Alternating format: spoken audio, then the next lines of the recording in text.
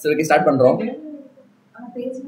Chapter வந்து 15 page number 15.39 நினைக்கிறேன். So நேற்று கிளாஸில் வந்து ஜிஎஸ்டிஆர் 3B வரைக்கும் பார்த்துருக்கோமா? இப்போ வந்து ரிமைனிங் இருக்கிறஸ்லாம் வந்து நம்ம பார்க்க போகிறோம். சரியா? ஸோ வந்து ஜிஎஸ்டிஆர் 4. ஸோ வந்து ஜிஎஸ்டிஆர் 4 என்ன சொல்கிறாங்கன்னா, எடுத்தாச்சு எல்லாருமே?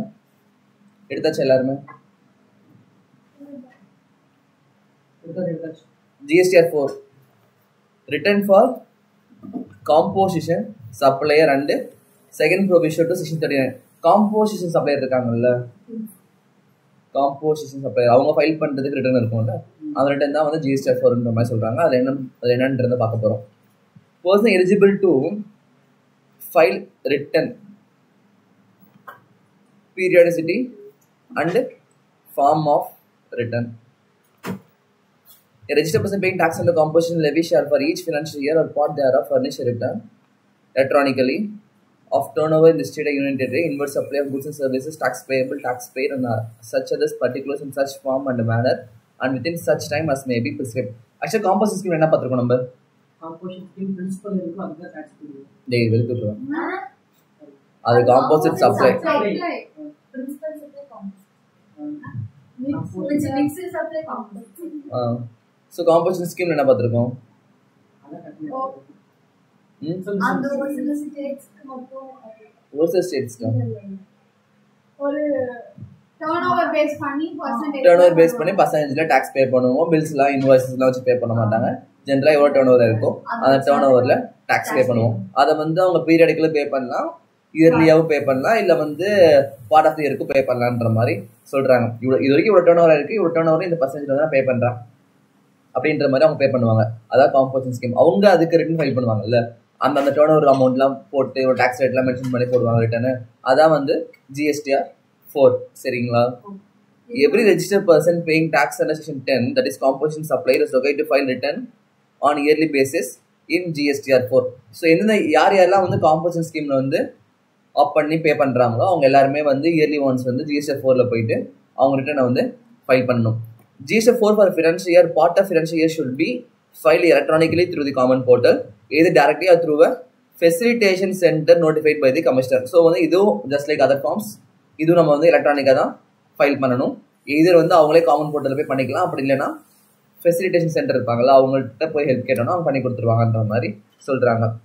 ஸோ வந்து quarterly statement for payment of self assessed tax quarterly பார்த்துக்கோங்க. காம்போசிஷன் ஸ்கீம் தான், ரிட்டர்ன் வந்து இயர்லி ஒன்ஸ் தான் பே பண்ண போகிறோன்ற மேலே சொன்னாங்க. ஆனால் இங்கே எதுக்கு குவார்டர்லி ஸ்டேட்மெண்ட் வருது? Quarterly statement for payment of self assessed tax. Every composition supplier shall pay to the government the tax due taking into account turnover in the state or union territory, inward supplies of goods or services or both tax payable and such other particulars during a quarter in such form and manner and within such time as may be prescribed. The composition supplier okay to furnish a statement in the form GST CMP 08 containing details of payment of self-assessed tax for every quarter by 18th day of month succeeding such quarter. So composition scheme up பண்ணிருக்காங்கல்ல, அவங்க எல்லாருமே quarterly பேசிஸ்ல இன்னொரு form file பண்ணணும். அந்த form தான் வந்து GST CMP 08. இதுல வந்து அந்த குவார்டருக்கு அவங்க டர்ன் ஓவர் எவ்வளோ, அந்த டர்ன் ஓவர் பேஸ் பண்ணி அவங்க எவ்வளோ டேக்ஸ் பே பண்ணணும் அப்படின்ற ஸ்டேட்மெண்ட்டை அவங்க வந்து சப்மிட் பண்ணி டேக்ஸ் அமௌண்ட்டை பே பண்ணணும். அதான் வந்து குவார்டர் முடிஞ்சு நெக்ஸ்ட் மந்த்ல 18th பண்ணணுன்ற மாதிரி சொல்றாங்க. மேலே பார்த்தோம்ல நார்மல் ஸ்கீம்ல குவார்டர் முடிஞ்சு டேட் சொல்லியிருந்தாங்களே, அதே மாதிரி காம்போசிஷன் ஸ்கீமுக்கும் குவார்டர் முடிஞ்சதுக்கப்புறம் இத்தனை தேதிக்குள்ள நீங்கள் பண்ணணுன்ற மாதிரி அவங்க சொல்லியிருக்காங்க. சரியா? While a composition supplier is required to file the return GSTR 4 annually, he is required to pay tax quarterly. So வந்து அவர் என்னதான் ரிட்டர்ன் வந்து ஆனுவலாக ஃபைல் பண்ணாலும் டாக்ஸ் வந்து குவார்டர்லியா பே பண்ணிடணும். ஓகேவா? Due date for filing GSTR 4 and GST CMP 08. So வந்து GSTR 4 for financial year should be furnished by 30th June of succeeding financial year. நான் வச்சுக்கோங்க.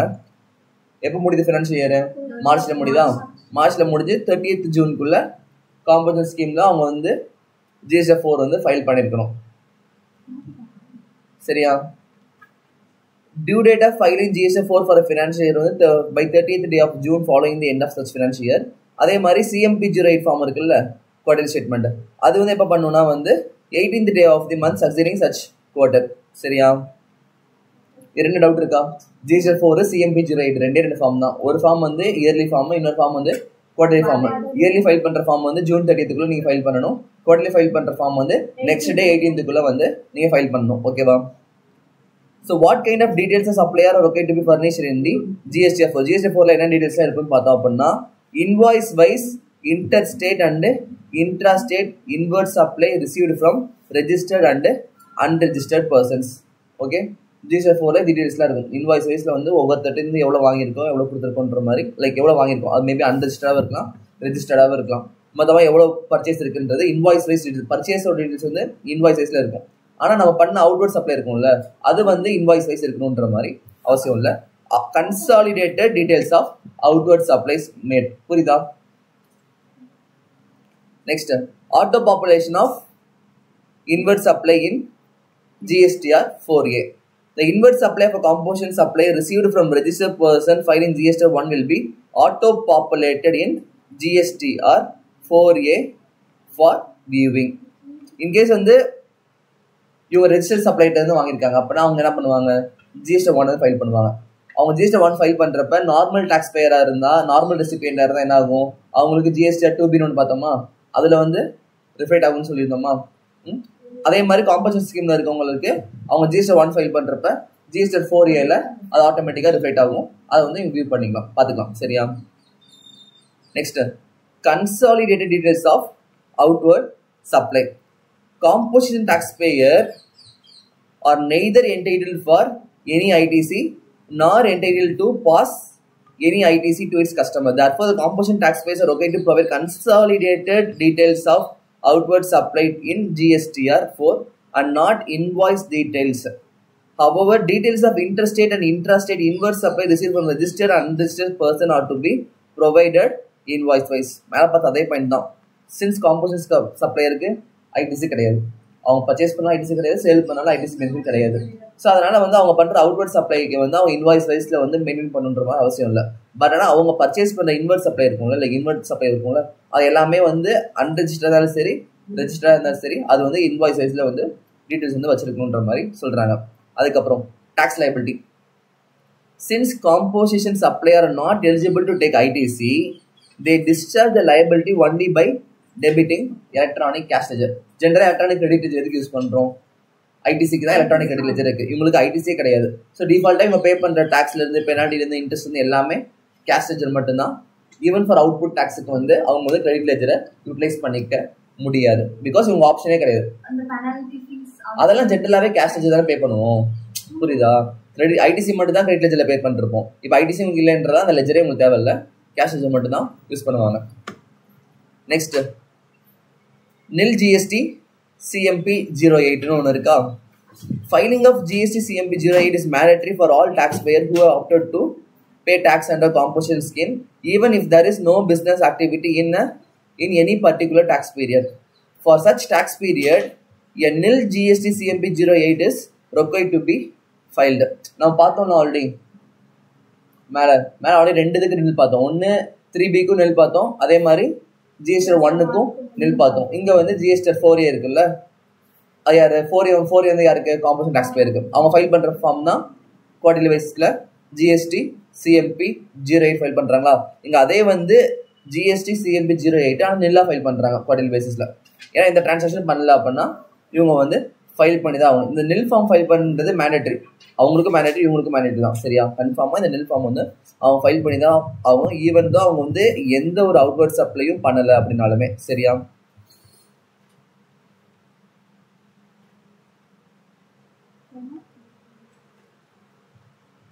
Okay, next, nil GST CMP 08 can be filed through an SMS. அதே மாதிரி தான் சொல்றாங்க.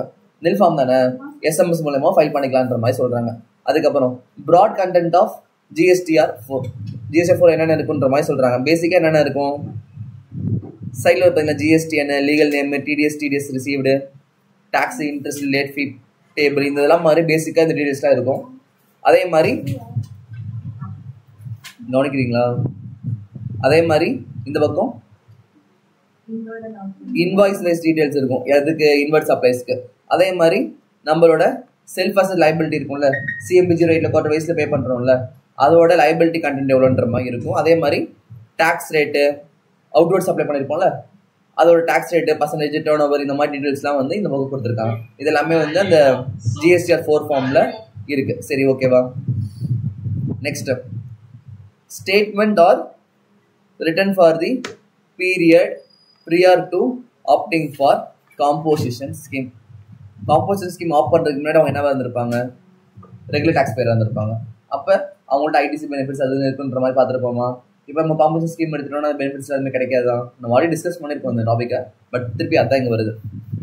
If a registered person opt to pay tax under composition scheme from the beginning of the financial year, he will, where required, furnish statement or written relating to period prior to paying tax under composition scheme till the due date of furnishing the return for the month of September of the succeeding financial year, or furnishing annual return for the preceding financial year, whichever is earlier.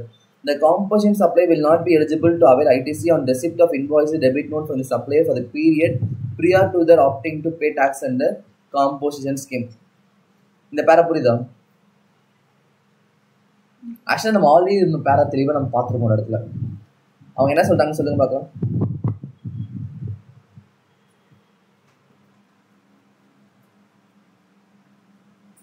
So இதில் வந்து என்ன சொல்ல வராங்க?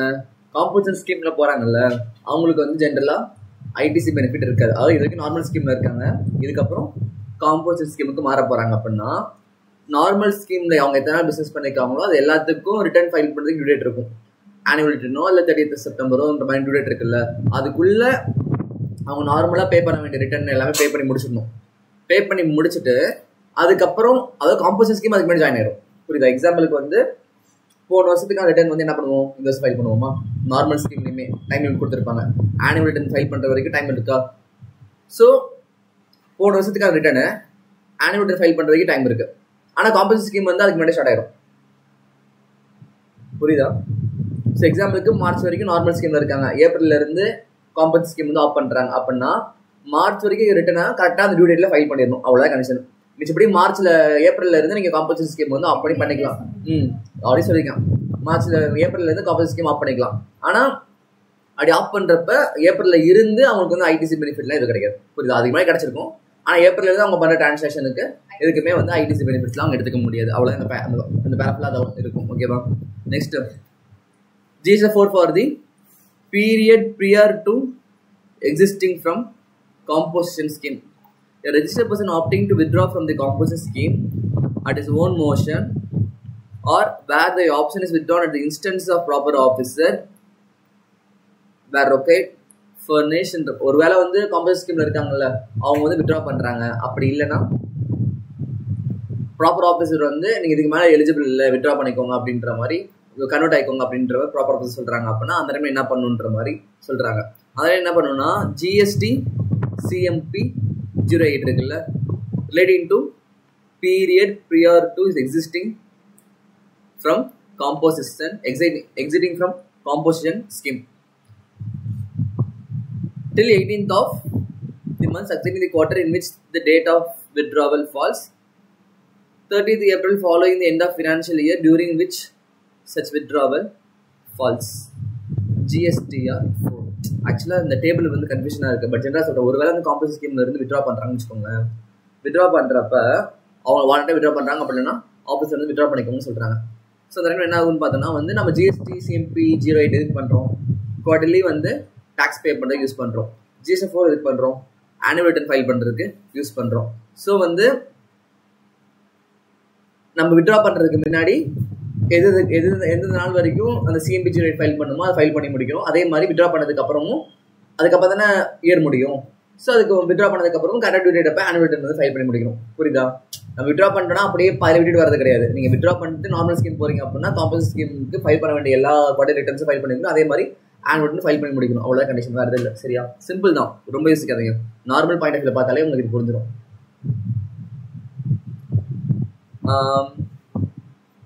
Next கீழே இன்னொரு table கொடுத்துங்க தெரியுதா, அந்த ஃப்ளோ சார்ட் மாதிரி இருக்கா, இல்லை ஃப்ளோ சார்ட்டுக்கு முன்னாடி வந்து ஒரு இது இருக்கு.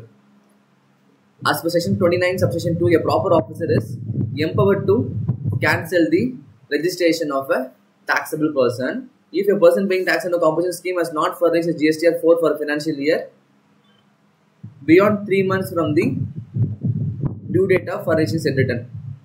ஒருவேளை ஒரு இயர் முடிஞ்சதுக்கு அப்புறமா நம்ம வந்து ஆனுவல் ரிட்டர்ன் ஃபைல் பண்ணுமா, ஜிஎஸ்டி 4 ஃபைல் பண்ணுமா, அவங்க ஜிஎஸ்டி 4 வந்து டியூ டேட் தாண்டியும் டியூ டேட் தாண்டி 3 மாசம் ஆச்சு, அப்பயும் அவங்க ஃபைல் பண்ணாம இருக்காங்க அப்படின்னா அவங்களோட காம்பன்சேஷன் ஸ்கீம் ரெஜிஸ்ட்ரேஷனை ஆஃபீஸர் வந்து கேன்சல் பண்ண முடியும். ஓகேவா.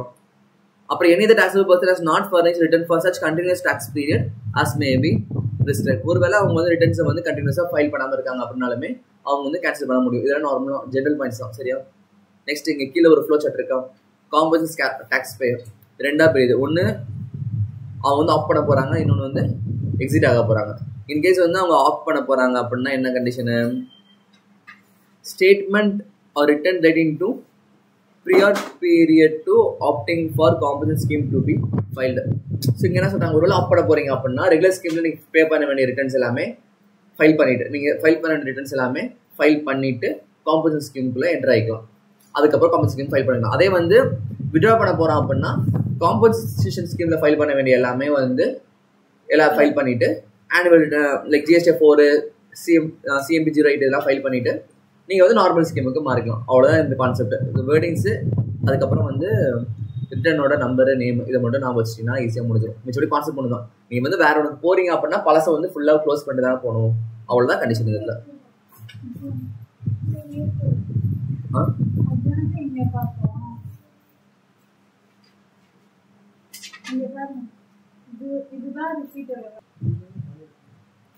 Next GSTR 5 return for non-resident taxable person. Non-resident taxable person are those supplier who do not have a business establishment in India. கரெக்டா, அவங்களுக்கு இந்தியாவில் business establishment இருக்காது. Have come for a short period to make a supplies in India. They would normally import their products into India and make local supply. ஜென்ரலாக அவங்க என்ன பண்ணுவாங்கன்னா ஃபாரின்ல தான் ப்ராடக்ட் இம்போர்ட் பண்ணி இங்கே வந்து சேல் பண்ணுவாங்க. அவங்களுக்குன்னு சொல்லிட்டு பிஸ்னஸ் பண்ணுறதுக்கு ப்ராப்பரான பிளேஸ் ஒன்றும் இருக்காது. ஓகேவா. ஸோ வந்து அவங்க என்ன பண்ணுவாங்க அப்படின்னா மந்த்லி ரிட்டர்ன் வந்து ஃபைல் பண்ணணும். A registered non-resident taxable person is not required to file the statement of outward supply and returns which are otherwise applicable for normal tax pay. ஜென்ரலாக நார்மல் டேக்ஸ் பே பண்ணுறாங்கல்ல, அவங்க பே பண்ணுற மாதிரி அவங்க அவங்க ஃபைல் பண்ணுற returns அவங்க பே பண்ணுற மாதிரி அவுட்வர்ட் சப்ளைலாம் வந்து இவங்க வந்து காட்டணுன்ற மாதிரி அவசியம் இல்லை. ஆனால் in place of the same a simplified monthly tax return has been prescribed in Form GSTR 5 for non-resident taxable person for every calendar month or part thereof. The details of outward supply and inward supply of non-resident taxable persons are incorporated in GSTR 5. So மீதி எல்லாம் file பண்ணுற மாதிரி இவங்க வந்து monthly return, quarterly return, annual return file பண்ண தேவையில்ல. இவங்க வந்து ஈஸியாக அவங்க ஏன்னா இருக்க போதே கொஞ்சம் தான் இருப்பாங்க, மேபி 5 months 3 months அந்த மாதிரி தான் இருப்பாங்க. ஸோ அங்கே இருக்கிற எல்லா மந்த்துக்கும் மந்த்லி ரிட்டர்ன் வந்து ஃபைல் பண்ணணும். இதில் ஃபைல் பண்ணணும் பார்த்தோன்னா ஜிஎஸ்டிஆர் 5ல வந்து ஃபைல் பண்ணணும். அவங்க இன்வர்ட் சப்ளை அண்ட் தென் வந்து அவுட்வர்ட் சப்ளை டீடைல்ஸ் ஃபுல்லாக அந்த ரிட்டர்னில் இருக்கும். ஓகேவா. ஸோ அதோட லாஸ்ட் டேட் பார்த்தோம்னா last date of filing return GSTR 5 should be furnished within 13 days after the end of calendar month or within 7 days after the last day of validity period of the registration whichever is earlier. ஜென்ரலாக வந்து ஒவ்வொரு மந்த்தும் அவங்க return file பண்ணுறாங்கன்னு வச்சுக்கோங்க. Return file அதாவது அந்த மந்த்துக்கான ரிட்டர்னை அடுத்த மாதம் 13ஆம் தேதிக்குள்ளே ஃபைல் பண்ணணும். சரியா, அதாவது ஜெனரல் கண்டிஷன். ஆனால் சம்டைம் வந்து சம்டைம் இல்லை, அவங்க உள்ள வரப்பையே நான் ரெசிடென்ட் டாக்ஸபிள் பர்சனா அவங்க ரெஜிஸ்ட்ரேஷனே பார்த்தாலே ஷார்ட் டர்ம் ரெஜிஸ்ட்ரேஷன் தான் இருக்கும். 4 மாதத்துக்கு 3 மாதத்துக்கு சொல்லி தான் உள்ளே வருவாங்க, லைக் ரெஜிஸ்ட்ரேஷன் வாங்குவாங்க. ஸோ இப்போ வந்து 4 மாதம் வாங்கியிருக்காங்க. அப்போ ஃபர்ஸ்ட் மந்த்துக்கு டியூ டேட் வந்து பார்த்தோம்னா 13th of next month, second மந்த்துக்கும் 13th of next month, third மந்த்துக்கும் 13th of next month, fourth மந்தோட அவங்க ரெஜிஸ்ட்ரேஷன் ஓவர் ஆகுது. அதெல்லாம் என்ன ஆகும்னா அவங்களுக்கு வந்து 13th of next month, அப்படி இல்லைன்னா 7 days ஃப்ரம் எக்ஸ்பைரி கொடுத்துருக்காங்கல்ல அந்த ரேட் விச் எவர் இஸ். அப்போ ஃபோர்த் மந்த்துக்கு பார்த்தோன்னா அவனுக்கு வந்து 7 days of 7th day of next monthன்ற மாதிரி இருக்கும். சரியா, புரிஞ்சா? 7 days of next month கூட கிடையாது, அவங்களோட ரெஜிஸ்ட்ரேஷன் கேன்சல் ஆகிற டேட்ல ஓவர் ஆகிற டேட்ல இருந்து 7 நாள் தான் டைம் அதுக்குள்ள வந்து பண்ணிடணும். சரி, அது ரெண்டுல வந்து எது ஃபர்ஸ்ட் வருதோ அது. அதுக்கப்புறம் payment of interest, penalty, fees or any other amount payable. And non-resident taxable person should pay the tax, interest, penalty, fees or any other amount payable under CGST Act or other provisions of the written chapter under CGST rules till the last date of filing. இவங்களும் like அந்த payment, interest, penalty எல்லாமே வந்து in case வந்துச்சு அப்படின்னா GST ஃபைலே வந்து பே பண்ணி முடிச்சிருவாங்க. சரியா? அண்ட் நான் resident taxable person is not required to file an annual return. இவங்க வந்து annual return ஃபைல் பண்ண தேவை கிடையாது. அதுக்கப்புறம் நெக்ஸ்ட் ஜிஎஸ்டிஆர் 7 பத்தி சொல்றாங்க. 7 என்ன? TDS பத்தியா? நம்ம ஆல்ரெடி நல்லா பார்த்துருக்கோமா TDS டிசிஸ் பத்தி? ஸோ டக்குன்னு முடிச்சிடலாம். Normally whenever taxable goods or services or both are supplied to a central or state government, establishment, local authority or government agency, recipient is required to deduct tax at source under section 51 where the total value of supply exceeds 2,50,000. சரியா? ஒருவேளை supply பண்ற value வந்து 2,50,000 மேல இருக்கு அப்படின்னா recipient amount pay பண்றப்ப அமௌண்ட்டை பிடிச்சிட்டு டிடிஎஸ் அமௌண்ட் பிடிச்சிட்டு பேலன்ஸ் அமௌண்ட்டை ரெமிட் பண்ணுவாங்களா? ஸோ இங்க வந்து அந்த அவங்க பிடிக்கிற அமௌண்ட் என்ன பண்ணணும்னா டிடக்டர் ஷால் ஃபர்னிஷ் அ மந்த்லி ரிட்டர்ன் இன் ஜிஎஸ்டிஆர் 7. ஸோ யார் யாரெல்லாம் அந்த அமௌண்ட் வந்து டிடக்ட் பண்றாங்களோ அவங்க வந்து ஜிஎஸ்டிஆர் 7 வந்து ஃபைல் பண்ணும். எப்போ ஒவ்வொரு மாசமும் ஃபைல் பண்ணும். சரியா? அதை ஃபைல் பண்ணுறதுக்கு லாஸ்ட் டேட் என்னன்னு பார்த்தோம் அப்படின்னா on or before 10th of the month succeeding in the calendar month. Next month 10th பே பண்ணணும். Okay. The TDS detail available to directly on common portal. The details of TDS furnished by the director in GSS 7 shall be made available electronically to each of the directory on the common portal. After filing form GSS 7, the supplier can take this amount as credit in his electronic cash ledger after validation and use the same for payment of tax. தெரியும்ல இது data பிடிக்கிற எல்லா அமௌண்ட்டுமே வந்து அவங்கள்ட்ட file பண்ணதுக்கு அப்புறம் electronic cash லெட்ஜர்ல போயிட்டு credit ஆயிரும். அதை வந்து டிரெக்ட்லி வந்து டாக்ஸ் பே பண்றதுக்கோ இன்ட்ரெஸ்ட் பே பண்றதுக்கோ யூஸ் பண்ணிக்கலாம். அதுதான் சேம் பாயிண்ட். அதுக்கப்புறம் TDS certificate. A TDS certificate is required to be issued by director in form GSTR 7A to the directee within 5 days of crediting the amount to the government. It contains details pertaining to value on which tax has been deducted, rate of deduction, amount of tax deducted at the source and amount paid to the government. Generally வந்து GSS 7A இருக்குல்ல, GSS 7A வந்து டெரிட்டரிக்கு போற form. அந்த TDS certificate என்ன இருக்குன்னு பார்த்தோன்னா எவ்வளோ tax amount, யார் டிடக்டர், யார் டிடக்டரி, எவ்வளோ டாக்ஸ் அமௌண்ட், எவ்வளோ வந்து கன்சிடரேஷனு, எவ்வளோ டாக்ஸ் ரேட்டு, இந்த மாதிரி எல்லா டீட்டெயில்ஸுமே வந்து அந்த TDS சர்டிஃபிகேட்ல இருக்கும். அந்த சர்டிஃபிகேட் வந்து டெரிட்டரிக்கு வந்து அவைலபிளா இருக்குன்ற மாதிரி சொல்றாங்க. ஸோ இது வந்து GSTR 7. Next, due date for payment of tax. Every registered person who is located for its written under subsection 1, other than person referred to in proviso that to or subsection 3 or subsection 5 shall pay to the government tax due as per such written not later than last date on which he is located to furnish such written. யார் யாரெல்லாம் வந்து tax amount government remit பண்ணுமோ அவங்க எல்லாமே correct date அப்போ பே பண்ணணும், லேட்டரா பே பண்ணக்கூடாதுன்ற மாதிரி சொல்றாங்க. However, every registered person furnished written under QRMP scheme shall pay to the government in such form and such manner and within such time as may be prescribed an amount equal to the tax due taking into account inward and outward supply goods and services both ITC available being tax payable and such other particulars during a month. In lieu of the amount referred to in clause C, an amount determined in such manner subject to such conditions and restrictions as may be prescribed. ஜென்ரலாக என்ன பண்ணுவோம், ITC claim பண்ணுறது சொல்லியிருக்காங்க. ITC claim பண்ணுறது போய் எவ்வளோ amount pay பண்ணுமோ அதை வந்து டியூ டேட் அப்போ பே பண்ணி முடிக்கணும். The due date for payment of tax in respect of persons located to file monthly GSTR 3B, GSTR 5 and GSTR 7. GSTR 3B யாருக்கு? Casual tax payable. Yeah. Normal tax payable. 5?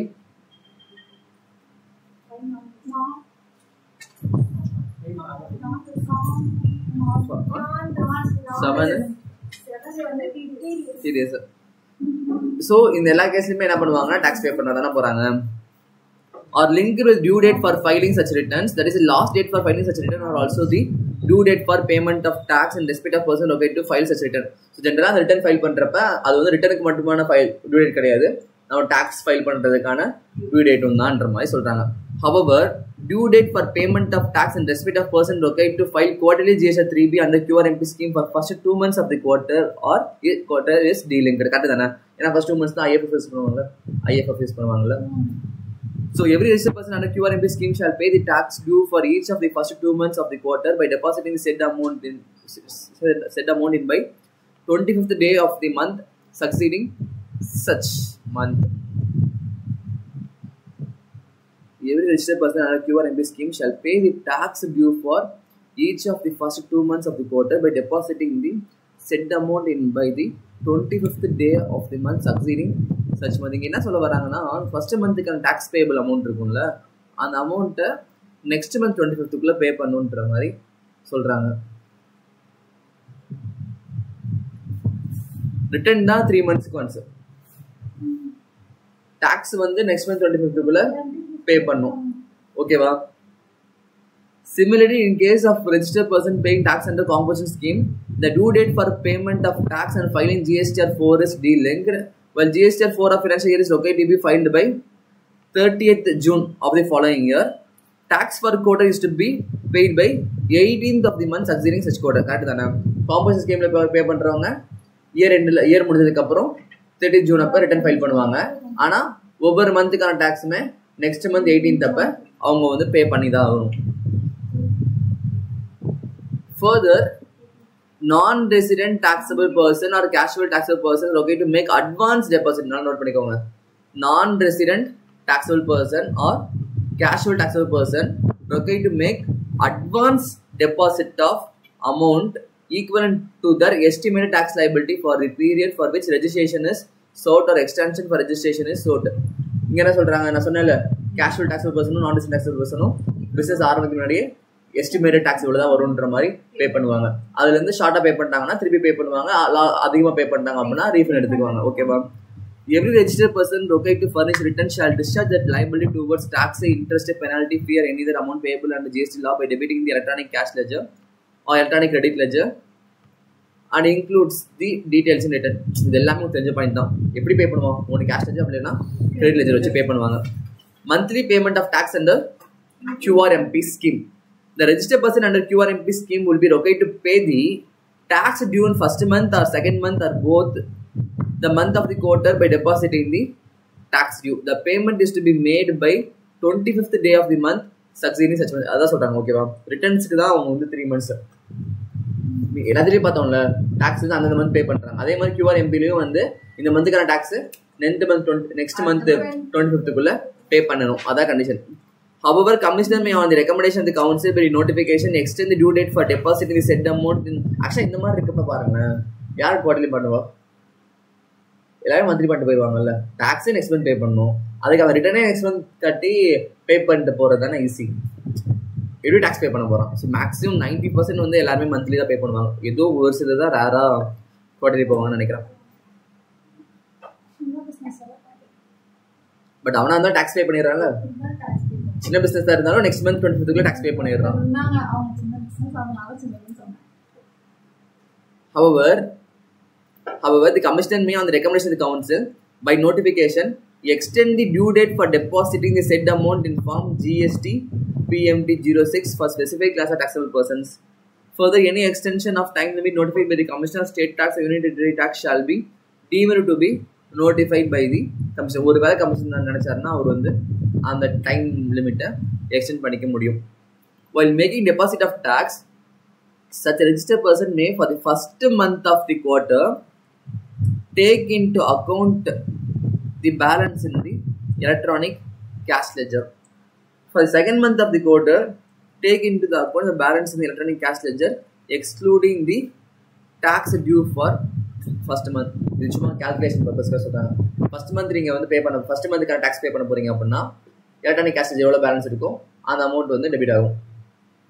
Second மந்த்க்கு நீங்க tax பே பண்ண போறீங்க அப்படின்னா electronic cash ledger balance இருக்குமா, அந்த பேலன்ஸ்ல இருந்து first month pay பண்ண tax due இருக்குமா, அதுல சைடு பேலன்ஸ் என்ன அமௌண்ட் இருக்கோ அந்த அமௌண்ட் ரிலீஸ் பண்ணிக்க முடியும்னு சொல்றாங்க. At the time of filing the return for the said quarter in form GSTR 3B, the amount deposited by the registered person in the first 2 months of the quarter shall be debited. At the time of filing the return for the said period At the time of filing return for the said quarter in the form GST or 3B, the amount deposited by the registered person in the first 2 months of the quarter shall be debited. Okay. This amount is debited solely for the purpose of offsetting the liability furnished in the quarter form GST or 3B. However, any amount left after filing the quarter form GST or 3B may either be claimed as refund or may be used for any purpose in subsequent quarter. Okay, அவங்க வந்து deposit பண்ணுற tax amount இருக்கும்ல, அந்த tax amount வந்து return file பண்ணதுக்கு அப்புறம் தான் debit ஆகும். ஒருவேளை எக்ஸஸ் அமௌண்ட் இருந்துச்சுன்னா ரீஃபண்ட் எடுத்துக்கலாம். புரியுதா? For generating the challan, the taxpayer should select monthly payment for quarterly taxpayer. As the reason for generating the challan, that the said person can use any of the following two options provided below the monthly payment of tax. The option for monthly payment of tax, fixed sum method, self-assessment method. So monthly amount pay பண்றாங்கல்ல, அதுக்கு ரெண்டு option கொடுத்துருக்காங்க. அதாவது return வந்து 3 months வந்து file பண்ணுவோம். இப்போ நம்ம பார்க்குறது எல்லாமே வந்து QRMP ஸ்கீம் தான் பார்த்துட்டு இருக்கோம். சரியா? ரிட்டர்ன் வந்து 3 months ஒன்ஸ் தான் ஃபைல் பண்ண போறாங்க. ஆனால் என்ன சொல்றாங்க, டாக்ஸ் வந்து நெக்ஸ்ட் மந்த் 25th பே பண்ணுன்ற மாதிரி சொல்றாங்க. ஸோ அப்படி பே பண்றதுக்கு நம்ம ரிட்டர்ன் ஃபைல் பண்ணாதான், ரிட்டர்ன் போட்டால் தான் நமக்கு எவ்வளோ டாக்ஸ் எக்ஸாக்டாக தெரியும். ஆனால் இங்கே வந்து டாக்ஸ் அமௌண்ட் பே பண்ணி தான் ஆகணுன்ற மாதிரி ஒரு ரூல் வச்சிருக்காங்க. ஸோ அந்த டாக்ஸ் அமௌண்ட் பே பண்ணுறதுக்கு ரெண்டு மெத்தட் இருக்கு. ஒன்று, நம்மளே வந்து இவ்வளோ டாக்ஸ் வரும்னு சொல்லிட்டு செல்ஃப் அசஸ் பண்ணி 25th பே பண்ணுறது. இன்னொன்று ஃபிக்ஸட் மெத்தட், அவங்களே அவங்களோட பாஸ்ட் எக்ஸ்பீரியன்ஸ் இருக்கும்ல, அதை பேஸ் பண்ணி நீங்கள் இவ்வளோ டாக்ஸ் பே பண்ணால் கரெக்டாக இருக்குன்ற மாதிரி ஒரு நோட்டிஃபிகேஷன் ஒன்று சொல்லிடுவாங்க. அதை பேஸ் பண்ணி மந்த்லி 1 lakh பே பண்ணிக்கோங்க அப்படின்ற மாதிரி சொல்லிடுவாங்க. இல்லை மேபி 10,000 அவங்க பிஸ்னஸ் வால்யூம் பொறுத்து. ஸோ ஈவன் தான் அந்த மந்த் வந்து அவங்க டர்ன் ஓவர் கம்மியாக பண்ணியிருந்தாலும், லைக் இன்வாய்ஸஸ் கம்மியாக போட்டிருந்தாலும், மேபி டாக்ஸே அந்த மந்த்துக்கு வந்து 50,000 பே பண்ணுற மாதிரி இருக்கும். ஃபிக்ஸட் சம் மெத்தட்னா 1 lakh பே பண்ணிட்டே இருக்கணும். மேபி அதிகமாகவும் இருக்கலாம், கம்மியாகவும் இருக்கலாம். ஆனால் கடைசியில் அட்ஜஸ்ட் ஆகி ரீஃபண்டோ இல்லை வந்து அகைன் பே பண்ணுற மாதிரி வந்துடும். செல்ஃப் அசஸ்மெண்ட்னா நம்மளே வந்து கரெக்டாக செல்ஃப் அசஸ் பண்ணி ஒவ்வொரு மந்த்துக்கு இவ்வளோன்ற மாதிரி பே பண்ணுறது. ரெண்டு மெத்தட் இருக்குன்றத சொல்கிறாங்க. ஃபிக்ஸ்டு சம் மெத்தட் பற்றி எக்ஸ்பிளைன் பண்ணியிருக்காங்க. ஃபிக்ஸ்டு சம் மெத்தட், இப்போ taxpayer choose this option. A facility available on the GST portal for generating auto-generate or pre-filed challan in form GST PMD06. The challan of amount is calculated by the system which cannot be edited. புரியுதா? Fixed some மெத்தட்ல வந்து challan amount இருக்கும்ல, அது வந்து சிஸ்டமே வந்து calculate பண்ணிடும். நம்ம எடிட்லாம் பண்ண முடியாது. அது சொல்ற அமௌண்ட்டை வந்து ஃபிக்ஸ்டு சம்ல பே பண்ணிட்டே இருக்கணும். 35% of the tax paid in cash in return for preceding quarter where returns are furnished quarterly, or tax liability paid in cash in the return for the last 2 months of the immediately preceding quarter where the return was furnished monthly. So இங்க ரெண்டு point இருக்கா, ஒன்னு quarterly, இன்னொன்னு monthly. Quarterly என்ன சொல்றாங்கன்னா 35% of the tax paid in cash in return of the preceding quarter where return was furnished quarter. ஒரு 3 மாசத்துக்கான return வந்து file பண்ணியிருக்கோம். ஃபைல் பண்ணுறப்ப நம்ம வந்து கேஷ் காம்பனண்ட்டாக ஒன்று பே பண்ணியிருப்போம்ல, அந்த அமௌண்ட்ல இருந்து 35%. புரியுதா? இப்போ எக்ஸாம்பிளுக்கு நீங்கள் வந்து 3 months வந்து ரிட்டர்ன் ஃபைல் பண்ணிட்டே இருக்கீங்க. அப்போ ஒவ்வொரு 3 மாதத்துக்கு ஒரு அமௌண்ட் பே பண்ணியிருப்பீங்க. லாஸ்ட் மாதம் வந்து நீ ஒரு 10 லட்சம் பே பண்ணியிருக்க. 10 லட்சம் பே பண்ணியிருக்க அப்படின்னா இந்த ஃபிக்ஸ்டு சம் மெத்தட் என்ன பண்ணுன்னா, ஓகே நீ லாஸ்ட் மந்த்துக்கு 10 lakhs பே பண்ணியிருக்க. அப்போ அதில் 35% தான் எவ்வளோ ஆச்சு? 3,50,000 ஆச்சு. 3,50,000 இந்த மந்த் பே பண்ணு. நெக்ஸ்ட் மந்த் 3,50,000 பே பண்ணு. அது வந்து குவார்டர்லி ஃபைல் பண்றாங்கல்ல, அவங்களுக்கு அந்த ஆப்ஷன். அதே வந்து இது வந்து ஃபர்ஸ்ட் ஆப்ஷன். அப்படி இல்லை அப்படின்னா tax liability paid in cash in return for the last month of the immediately preceding quarter where the return was furnished monthly. ஒருவேளை மந்த்லி ஃபைல் பண்றாங்கல்ல, அவங்களா இருந்தா போன மாசத்துக்கு ஒரு அமௌண்ட் பே பண்ணியிருப்பாங்கல்ல, அந்த அமௌண்ட் வந்து அப்படியே கேஷா பே பண்ணணும். புரியுதா? ரொம்பலாம் டீப்பா பார்த்துக்காதீங்க, ஒரு ஜெனரல் ஞாபகம் வச்சுக்கோங்க. குவார்டருக்கா ஃபைல் பண்றவங்களுக்கு 35% of the quarter, monthly file பண்றவங்களுக்கு லாஸ்ட் மந்த் பே பண்ண அமௌண்ட். சரியா? For easy understanding same is explain by way of example. Okay, அவனே எக்ஸாம்பிள் கொடுத்துருக்கான், ஃபர்ஸ்டே பார்த்துக்கலாம். In case last return filed was and quarterly basis for quarter ending March. சரியா? இந்த டைம்ல வந்து tax paid in cash for the quarter January, February, March எவ்வளோன்னு பார்த்தோம்னா 100 rupees. சிஜிஎஸ்டி 100 பே பண்றாங்க, எஸ்ஜிஎஸ்டி வந்து 100 பே பண்றாங்க. ஸோ வந்து அப்போ வந்து எத்தனை மாசத்துக்கு முடிஞ்சுக்கு? ஜான், ஃபெப்ரவரி, மார்ச் முடிஞ்சா. இப்போ நம்ம ஏப்ரல், மே இதுக்கெல்லாம் வந்து எப்படி டாக்ஸ் பே பண்ணணும்னு பார்த்தோம்னா அது 100லேருந்து 35%. அப்போ 35 வந்து பே பண்றாங்க. Tax required be paid in each of the month of April and May. ஜூனுக்கு தான் நீ வந்து ரிட்டர்ன் ஃபைல் பண்ணிடுவ. புரியுதா? ஜூனுக்கு ரிட்டர்ன் ஃபைல் பண்றப்ப ஆக்சுவலா எவ்வளவு ஃபைல் பண்ண உனக்கு ஒரு ஐடியா கிடைச்சிரும். நீ வந்து ஆக்சுவல் அமௌண்ட் பே பண்ணிடுவ. இந்த ஃபர்ஸ்ட் 2 months தான் நீ வந்து IFF யூஸ் பண்ணி ரிட்டர்ன் கொடுத்துட்டு இருப்ப. ஸோ நீயே வந்து டாக்ஸ் அமௌண்ட் பே பண்ணணும். ஸோ அதனால தான் இந்த கண்டிஷன். புரியுதா? லாஸ்ட் மந்த் குவார்டர்ல இருந்து 35% எடுத்து பே பண்றீங்க. ஜூன் மந்த்க்குல 2 monthsக்கு தான் வரும். ஜூன் மந்த் எவ்வளவு கரெக்ட்டா அமௌண்ட் தெரிஞ்சிச்சுனா திருப்பி சிஜி அந்த 2 month வந்து இப்போ இன்கேஸ் எக்ஸஸா பே பண்ணிருந்தா அப்படின்னா ஜூன் மந்த் இருந்துச்சுன்னா ரீஃபண்ட் அட்ஜஸ்ட் ஆயிரும். ஜூன் மந்த்ல பே பண்றப்ப அட்ஜஸ்ட் ஆயிரும். கம்மியா பே பண்ணிருந்தாலும் ஜூன் மந்த் அதிகமா பே பண்ணுவேன். அதிகமா பே பண்ணிருந்தாலும் ஜூன் மந்த்ல கம்மியா பே பண்ணி மேட்ச் பண்ணி ரிட்டர்ன் க்ளோஸ் பண்ணி முடிச்சிருவீங்க. சரியா? அதே வந்து நெக்ஸ்ட் கீழே அடுத்த டேபிள் இருக்கு பாரு. மந்த்லி டாக்ஸ் பீரியடா இருந்தா போன மாசம் வந்து 50 ரூபா பே பண்ணிருக்கா அப்படின்னா இந்த மாசமும் 50 ரூபா. ஒவ்வொரு மாசமும் அதே தான். அடுத்த மாசம் என்ன பே பண்றோமோ அது அப்படியே. However, no such amount may be required to be deposited னு சொல்லிட்டு என்ன சொல்றாங்கன்னா for the first month of the quarter where balance in electronic cash or electronic credit is adequate for the tax liability, the said amount of the tax where there is nil tax liability. ஒருவேளை அக்கௌண்ட்லயே வந்து balance இருக்கு அப்படின்னா நீங்க அமௌண்ட்டை deposit பண்ண தேவை. Correct தானே? 50 ரூபா டியூ இந்த மாசத்துக்கு. ஆனா அக்கௌண்ட்லயே வந்து 50 ரூபாய்க்கு மேலே அமௌண்ட் இருக்கு அப்படின்னா டெபாசிட் பண்ண தேவையில்ல ஃபர்ஸ்ட் மந்த்துக்கு. அதே மாதிரி செகண்ட் மந்த்க்கு என்ன சொல்றான்? For second month of quarter where the balance electronic cash ledger is adequate for the cumulative tax liability for the first and second month of the quarter or where there is nil tax liability. Monthly payment through this method will not be available to those registered persons who have not furnished return for complete tax period preceding such month. A complete tax period means tax period in which a person is registered for the first day of the tax period till the last day of the tax period. In case என்ன சொல்றாங்க அப்படின்னா உன்னோட electronic cash லெட்ஜர்ல வந்து amount இருக்கு அப்படின்னா நீ வந்து first month pay பண்ண தேவையில்ல. செகண்ட் மந்த்துக்கு திருப்பி டியூ வருமா? அதுக்கும் உன்னோட கேஷ் அமௌண்ட் இருக்கு அப்படின்னா பே பண்ண தேவையில்ல. பிளஸ் அதாவது ஃபர்ஸ்ட் மந்த்துக்கு டியூக்கும் செகண்ட் மந்த் டியூக்கும் சேர்த்து பே பண்ண தேவையில்ல. புரியுதா? ஒரு அமௌண்ட் கம்மியா இருந்தாதான் நீ வந்து டெபாசிட் பண்ணணும். திருப்பி தேர்ட் மந்த் இருந்து ரிட்டர்ன் ஃபைல் பண்றப்ப எக்ஸஸோ ஷார்ட்டோ நீங்க வந்து அட்ஜஸ்ட் பண்ணிக்குவீங்க. இங்க வந்து கம்ப்ளீட் டாக்ஸ் பீரியட் ஜஸ்ட் ஒரு டெஃபினேஷன் தான். டெஃபினேஷன்ல ஜஸ்ட் ஒரு பாயிண்ட். கம்ப்ளீட் டாக்ஸ் பீரியட்னா வந்து ஃபர்ஸ்ட் டே ஆஃப் டாக்ஸ் பீரியட்ல இருந்து last day of tax period வரைக்கும் நம்ம எல்லா ரிட்டர்னும் ஃபைல் பண்ணிருக்கோன்ற மாதிரி சொல்றாங்க. Next self assessment method. இது உங்களுக்கே தெரியும்ல, self assessment method.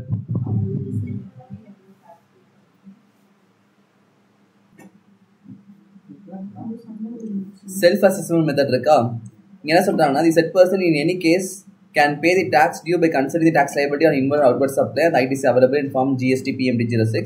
In order to facilitate assignment of ITC available for the month, auto draft input tax credit statement has been made available in the GSTR to be.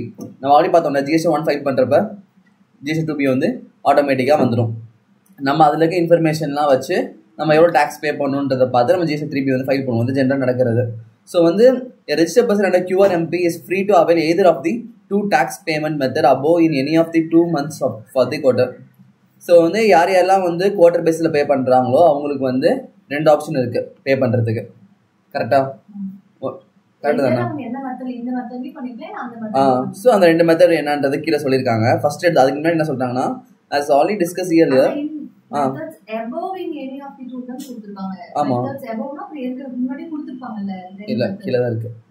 மேலே நம்ம பார்த்துட்டோம். Again கீழே தான் வருது explanation. அந்த fixed அதுக்கப்புறம் self assessment method தான். ஆனா இது செல்ஃப் அசஸ்மென்ட்ல 2 மெத்தட் அப்படி வரலையா? ஏற்கனவே மேல பார்த்ததா அதுவே வரும். So as discussed earlier, at the time of filing the return for a quarter in form GST 3B, the amount deposited by the registered person in the first 2 months of the quarter shall be debited. The further any amount left after filing of that quarter's form GST 3B may either be claimed or refunded. இது எல்லாமே மாலி மேலே பார்த்துதான். ஒரு எக்ஸஸா பே பண்ணி தான் refund எடுக்க போகிறோம்.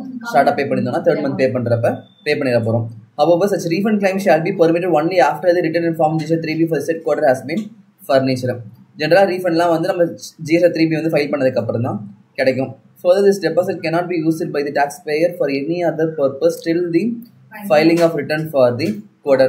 So வந்து ஃபர்ஸ்ட் 2 months வந்து நம்ம டேக்ஸ் டெபாசிட் பண்ணுறோம்ல அது வந்து டெபிட் ஆகுது. பட் ஆனால் நம்ம டெபாசிட் பண்ணிட்டே இருக்கணும். நம்மளுடைய டெபாசிட் பண்ணுற அமௌண்ட் வந்து வேற எந்த பர்பஸ்க்கும் யூஸ் பண்ண முடியாது. இந்த ரிட்டர்ன் பர்பஸ்க்கு மட்டும்தான் அதை யூட்டிலைஸ் பண்ணிக்க முடியும்னு சொல்றாங்க. சரியா? பண்ணிக்கலாம். எப்போ வரைக்கும் பண்ணிக்கலாம்னா அந்த குவார்டர்ல இருக்க லைபிலிட்டிஸ் அதுக்கு பே பண்ண வேண்டியது எல்லாமே நீங்க பண்ணி முடிச்சிட்டீங்கன்னா அதுக்கப்புறம் பண்ணிக்க முடியும். லைக் நீ அந்த தேர்ட் மந்த்துக்கான அட்வான்ஸா தானே ஃபர்ஸ்ட் 2 months பே பண்ற. ஸோ அந்த அட்வான்ஸை வந்து நீ வேறு ஏதாவது பர்பஸ்க்காக யூஸ் பண்ண முடியாது, அது அக்கௌண்ட்லேயே தான் இருக்கும். நீ திரும்ப ரிட்டர்ன் ஃபைல் பண்ணுறப்ப அந்த அமௌண்ட் வந்து டெபிட் பண்ணிடுவாங்க. அதுக்கப்புறமா ஏதாச்சும் அமௌண்ட் இருக்குது அப்படின்னா அவனோட ரீஃபண்ட் கிடைக்கும். அப்படின்னா வேறு கிளைம் இருக்குது அப்படின்னா அந்த கிளைமுக்கு போய் செட்டில்மெண்ட் ஆயிடும். ஸோ வந்து இதில் அப்ளிகபிலிட்டி ஆஃப் இன்ட்ரெஸ்ட்னு ஒன்று கொடுத்துருக்காங்க தெரியுதா? For registered person making payment of tax by opting fixed sum method. So வந்து 2 மெத்தட் இருக்குது. ஒன்று செல்ஃப் அசஸ்மெண்ட், இன்னொன்று fixed sum method. So fixed sum மெத்தடில் வந்து பேமெண்ட் பே பண்ணுறாங்க அப்படின்னா அந்த டைமில் வந்து அவங்க ஷார்ட் ஃபாலாக அமௌண்ட் டெபாசிட் பண்ணுறாங்க அப்படின்னா இன்ட்ரெஸ்ட் காம்பனண்ட்டை பற்றி பார்க்க போகிறோம். புரியுதா? ஜெனரலாக நம்ம கொடுக்க வேண்டிய அமௌண்ட்டோட கம்மியாக கொடுக்குறோம், என்ன பண்ணுவோம், இன்ட்ரெஸ்ட் போட்டு கொடுப்போமா? ஸோ ஃபிக்ஸ்டு சம் மெத்தடில் வந்து என்ன ஆகுன்றது தான் இப்போ கொஸ்டின். இங்கே என்ன ஆகுதுன்னா, no interest should be payable in case tax due is paid in the first 2 months of the quarter by way of depositing auto calculated fixed sum amount as discussed above. பார்த்தோம்ல அந்த 35% of the tax amount of the quarter, அப்படி இல்லைன்னா போன மந்தோட tax payable amount. So அந்த amount வந்து அவங்க பே பண்ணுறாங்க அப்படின்னா அந்த டைமில் வந்து எந்த ஒரு இன்ட்ரெஸ்ட்டும் பே பண்ண மாட்டாங்க. சரியா?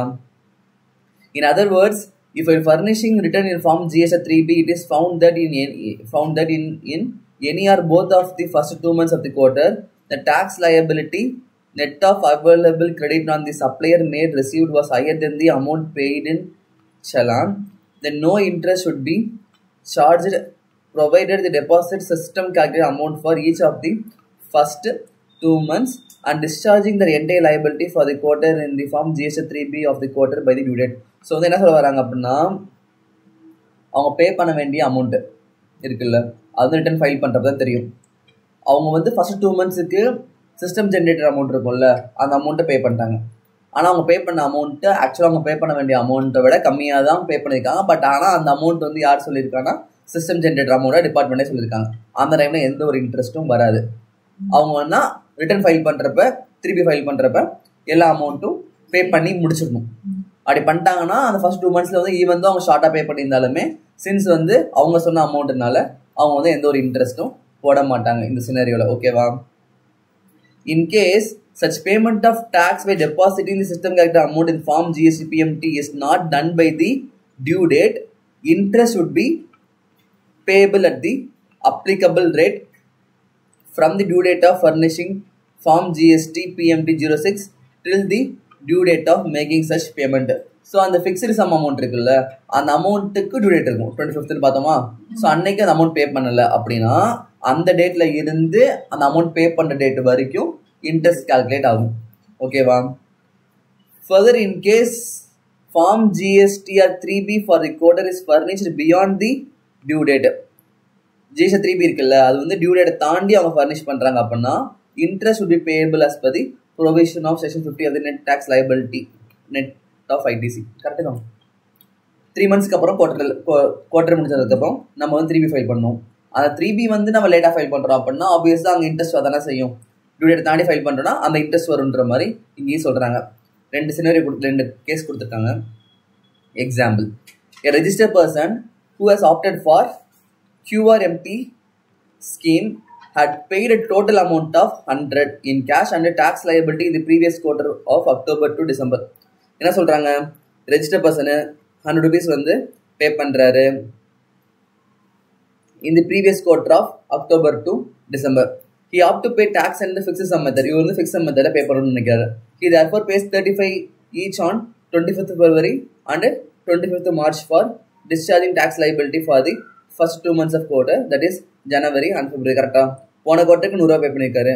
அது 35% எடுத்தோன்னா 35 ரூபா. ஸோ இந்த மந்த்தில் இந்த குவார்ட்டருக்கு வர ஃபர்ஸ்ட் 2 monthsக்கு 35 பே பண்ணுறாரு. In his return for the quarter, it is found that liability based on the outward inward supply for January was, ஆனால் ஜனவரிக்கு ஒரு பே பண்ண வேண்டிய அமௌண்ட் என்னன்னு பார்த்தா 40 ரூபா. அதே மாதிரி ஃபெப்ரவரிக்கு ஒரு பே பண்ண வேண்டிய அமௌண்ட் பார்த்தோம்னா 42 ரூபா. இந்த டைமில் வந்து ஆனால் எவ்வளோ பே பண்ணியிருக்காரு, 35 ரூபா பே பண்ணியிருக்காரு. இன்ட்ரெஸ்ட் ரொம்ப வராதா? வராது. So however, no interest should be payable for the lesser amount of ₹5 and 7 respectively. Discharged in these 2 months provided that he discharges entire liability for the quarter in the form GSTR 3B for the quarter by due date. Okay. So இந்த மாதிரி இதில் இந்த மாதிரி short ஃபாலாக பே பண்ணியிருந்தாங்க அப்படின்னா interest வராது. ஆனால் provided அவங்க வந்து 3Bயை வந்து டியூ டேட்குள்ளே பே பண்ணிடணும். ஓகேவா? ஃபைனல் ரிட்டர்னாக பே பண்ணிடணும். இல்ல இன்கேஸ் அதுக்கப்புறம் உங்க பே பண்ணலன்னா உங்களுக்கு இன்ட்ரெஸ்ட் வரும். அந்த 5 7 அந்த வரலாம்.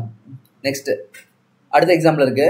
A registered person who has opted for the QRMP scheme had paid a total amount of 100. அதே மாதிரி தான் போன குவார்ட்டருக்கு he opted to pay tax under fixed sum மெத்தட்ல வந்து பே பண்றாரு. அதே மாதிரி 35 for both the months. In his return for the quarter, it is found that total liability for the quarter net of available credit was 125. டோட்டலா வந்து அந்த குவார்ட்டருக்கு வந்து பே பண்ண அமௌண்ட் எவ்வளவுன்னு பார்த்தோன்னா 125 ரூபா. But he files return on 30th April. Actually எப்போ return file பண்ணியிருக்கணும்? 25th March, 25th March, 5th February, March, அதுக்கப்புறம் ஏப்ரலா? 25th April. Interest should be payable at applicable rate on 55. 125 minus அவங்க பே பண்ண 70. Deposit made in cash in the first and second month for the period between due date for quarterly 3B on 30th April. So வந்து ஜென்ரலாக வந்து அவங்க 30th April அப்போ பே பண்ணுறாங்க, 3B வந்து file பண்ணுறாங்க. பட் ஆக்சுவலாக எப்போ பண்ணியிருக்கணும்? அவங்க 25th பே பண்ணியிருக்கணும். ஸோ வந்து லேட்டாக பண்ணுறாங்க. ஸோ அந்த 70 rupees வந்து கேஷ் லெஜர் தான் இருக்குது, அது மாதிரி இன்ட்ரெஸ்ட் வராது. ஆனால் அந்த 125ல அந்த 75 மைனஸ் பண்ணிட்டோம்னா பேலன்ஸ் 50 காம்பனண்ட் இருக்கும்ல, 55 அது மேலே வந்து இன்ட்ரெஸ்ட் வரும்ன்ற மாதிரி சொல்கிறாங்க. நார்மல் தான், நீங்கள் பார்த்தீங்கன்னாலே புரிஞ்சிருக்கும். Next, for registered person making payment of tax by opting self assessment method. So வந்து செல்ஃப் அசஸ்மெண்ட்டில் பே பண்ணுறாங்கல்ல, அவங்களுக்கு இன்ட்ரெஸ்ட் பற்றி என்னென்னு பார்க்குறோம். Interest amount would be payable as per the provision section 50 for tax or any part thereof which remains unpaid or paid beyond the due date for the first 2 months of the quarter. Interest payable, if any, shall be paid through Form GST or 3B. Interest amount will be payable as per the provision section 50 for the tax or any part thereof which remains unpaid beyond due date for the first 2 months. Okay. Self assessment tax pay பண்றப்ப எக்ஸாம்பிளுக்கு நீ வந்து first month எண்டிங்ல வந்து 100 rupees பே பண்ணிருக்கோம். ஆனால் நீ வந்து self assess பண்ணி 85 தான் பே பண்ணியிருக்க. அது 15 மணி இன்ட்ரெஸ்ட் வரும். ஓகேவா? புரிஞ்சா? It is clarified that no late fee is applicable for delay in payment of tax in first 2 months of the quarter. Late ஃபீ தான் வராதுன்னு சொல்கிறோம். சரியா? லேட் ஃபீ வராது. ஜிஎஸ்டி பொறுத்த வரைக்கும் இன்ட்ரெஸ்ட்னு ஒரு பிளான், லைக் இன்ட்ரெஸ்ட்னு ஒரு ரெவன்யூ வரும், லேட் ஃபீன்னு ஒரு ரெவன்யூ டிபார்ட்மெண்ட்டுக்கு போகும். லேட்டாக ஃபைல் பண்ணிங்கன்னா லேட் ஃபீயோட பே பண்ணணும்னு சொல்லுவாங்க. பட் இந்த இடத்துல வந்து லேட் ஃபீ எதுவும் வராதுன்ற மாதிரி அவங்க சொல்கிறாங்க. ஒரு ஜஸ்ட் நோட் மாதிரி கொடுத்துருக்காங்க. நெக்ஸ்ட், அதர் ரிட்டர்ன்ஸ் யாரு? சுபாஷ் ஷரா. ஒரே நிமிஷம் சுபாஷ். ஸோ அதர் ரிட்டர்ன்ஸில் பார்த்தோம்னா வந்து ஃபர்ஸ்ட் எடுத்தோட என்ன கொடுத்துருக்காங்கன்னா வந்து ஃபர்ஸ்ட் ரிட்டர்ன் இருக்கா? When a person become liable to registration after his turnover crosses the threshold limit. எப்போ வந்து அவர் turnover cross ஆகுதோ அவர் வந்து liable for registration. He may apply for registration within 30 days of becoming so liable. இது வந்து நம்ம நார்மலாக பார்த்துருக்கோம், இன்ட்ரோலே பார்த்துருக்கோம். Thus there might be a time lag between a person becoming liable to registration and grant of registration certificate. Correct தானே? அவன் liable ஆன டேட்டுக்கும் அவனுக்கு ரெஜிஸ்ட்ரேஷன் சர்டிஃபிகேட் கிராண்ட் பண்ண டேட்டுக்கும் ஆப்வியஸாக டிஃப்ரென்ஸ் வந்து இருக்கும், டைம் கேப் இருக்கும். During the intervening period such person might have made the outward supply.